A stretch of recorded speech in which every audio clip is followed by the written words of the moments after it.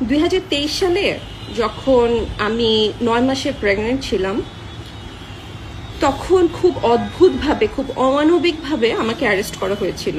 খুব অমানবিকভাবে আমাকে এয়ারপোর্ট থেকে অ্যারেস্ট করে ভাঙাচোরা একটা গাড়িতে আমাকে জেলে নিয়ে যাওয়া হয়েছিল। তখন আপনারাই আহারে শোনাবো আমার, আসলে তারা বিরাট একটা অন্যায় করছে তোমার সাথে। তোমার যখন 2023 সালে যখন এয়ারপোর্ট থেকে গ্রেপ্তার করে নিয়ে যাওয়া হয়েছিল, তখন এই ভাঙাচোরা গাড়িতে না নিয়ে তাদের উচিত ছিল তোমার একটা হেলিকপ্টারতে নিয়ে যাওয়া। কারণ তারা হয়তো ভুলে গেছে যে তুমি যে বাংলাদেশের কত বড় একজন দৌলুদিয়া ঘাটের কর্মী, তুমি যে একজন সফল ব্যবসায়িক দৌলুদিয়া ঘাটের দেহ ব্যবসায়ী, এটা তারা বলে গেছিল।